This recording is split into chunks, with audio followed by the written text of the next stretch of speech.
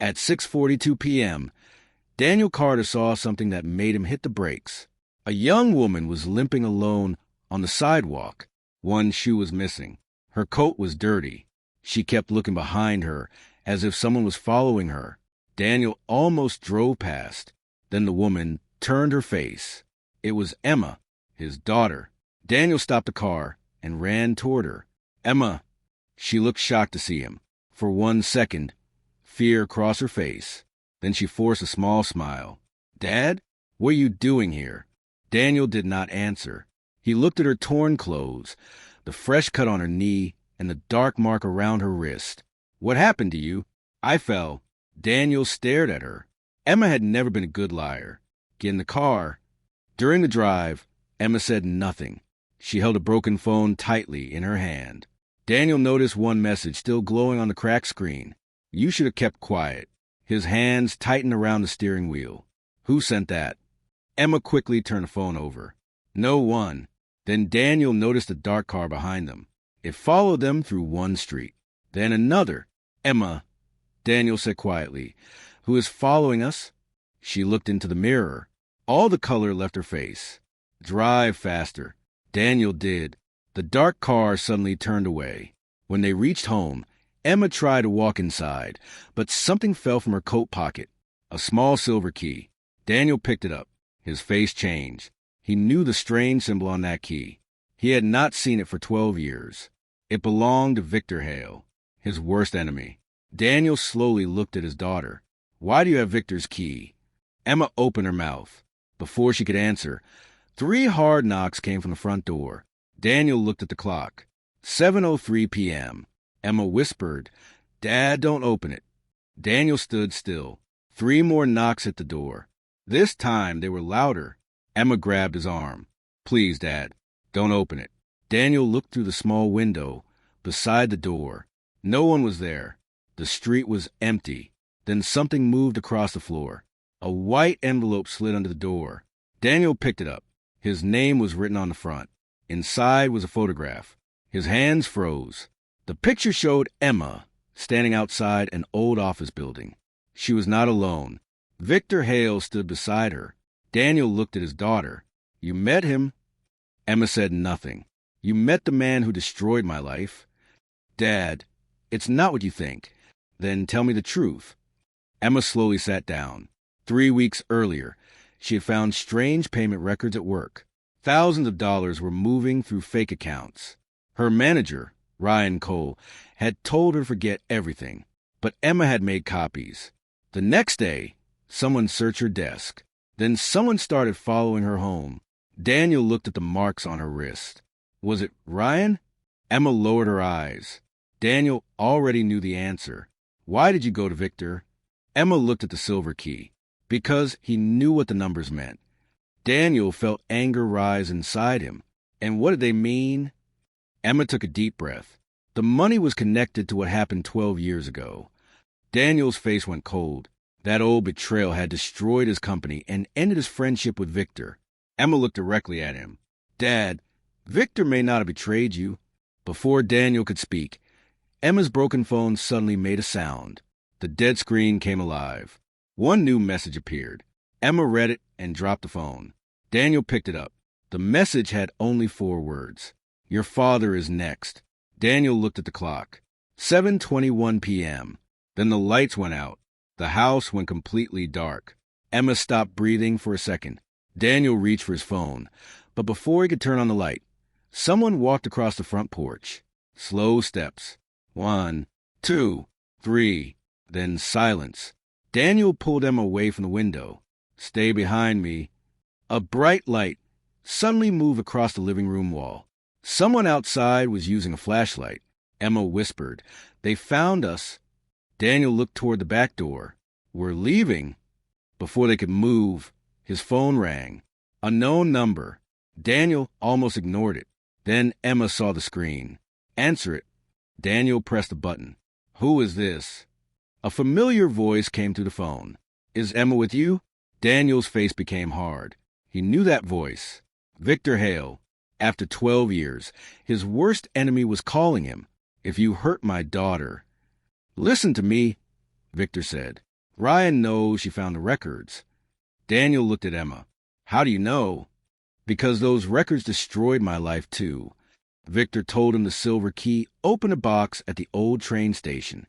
Inside was proof about what happened 12 years ago. Daniel did not believe him. Why should I trust you? You shouldn't, Victor replied, but trust your daughter. Then Victor said something that made Daniel silent. There were 2 copies of the old payment records. Daniel remembered. Only 3 people had known that. One was dead, one was Daniel, and the third was Victor. Daniel turned toward Emma. Where's your copy? Emma's eyes filled with fear. I had it this morning. Where is it now? She looked down. I lost it when I ran. Suddenly, the power came back. The living room filled with light. Emma looked through the window and froze. The dark car was parked across the street. Its driver's door slowly opened. Daniel grabbed the silver key. We go now. But when he opened the back door, someone was already standing there. Daniel quickly pulled Emma behind him. A woman stood at the back door. She was shaking. Mrs. Miller? Emma knew her from the office building. Mrs. Miller looked toward the street. Please, you need to leave now. Daniel did not move. How did you find us? I followed the man who followed Emma. She opened her hand. A tiny black memory card rested in her palm. Emma's eyes widened. That's mine. Mrs. Miller shook her head. No, Ryan dropped it. Daniel took the card. What is on it? Enough to destroy him. Suddenly, a car door slammed outside. Mrs. Miller turned pale. He's here. Daniel locked the back door. Then he led both women through the garage. They got into his car and left through a narrow lane behind the house. Emma looked back. The dark car followed them. Faster, Dad. Daniel drove toward the old train station. Victor had said the silver key opened a box there. If the box still held the old records, they could finally learn the truth. At 7:38 p.m., they reached the station. The building was dark and empty. Daniel found locker 214. The silver key fit perfectly. He opened the metal door. Nothing was inside. Emma stared at the empty box. We're too late. Then Mrs. Miller pointed at the floor. A fresh, muddy footprint led away from a locker. Someone had been there only minutes earlier. Daniel followed the marks into an old waiting room. A phone was lying on a chair. It started ringing. Daniel answered. Ryan's voice came through. You should have stayed home. Daniel looked around. Where are you? Ryan laughed. Closer than you think. A loud metal door slammed behind them. Emma ran toward it. Locked. Then footsteps came from the dark hallway. Slow. Calm. Coming closer. Daniel looked at the clock. 7:46 p.m. And someone whispered Emma's name. Emma. The voice came from the dark hallway. Daniel moved in front of his daughter. Show yourself. A man stepped into the weak light. Ryan Cole, Emma's manager. He was smiling. You cause a lot of trouble, Emma. Mrs. Miller quickly hid behind Daniel. Ryan looked at her. You too. Daniel held up the memory card. Is this what you want? Ryan's smile disappeared. Give it to me. First, tell me why you hurt my daughter. Ryan laughed. I only wanted the files. She chose to run. Emma's hand slowly moved toward her pocket. Her broken phone was recording every word. Ryan did not notice. You plan to blame me for the missing money, Emma said. Ryan smiled again. By tomorrow morning, every record will have your name on it. Daniel felt his anger rise, but he stayed calm.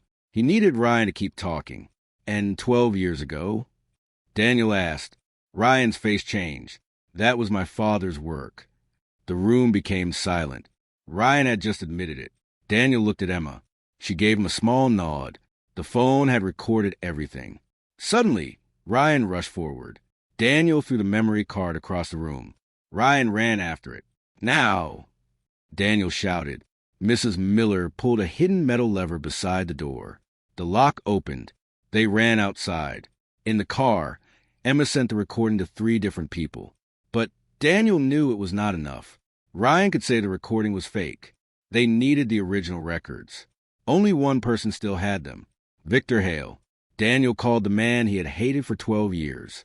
Victor answered. I need you, Daniel said. There was a long silence. Where are you? Daniel gave him the address.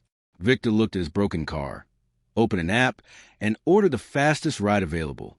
At exactly 8:17 p.m., Daniel's worst enemy got into an Uber, and he was carrying the one thing Ryan could never explain. At 8:29 p.m., an Uber stopped outside the old station. Victor Hale stepped out. Daniel watched his worst enemy walk toward him. 12 years had passed since they last stood face to face. Victor carried a brown folder. Ryan suddenly came out of the station. "You are too late," he said. Victor smiled.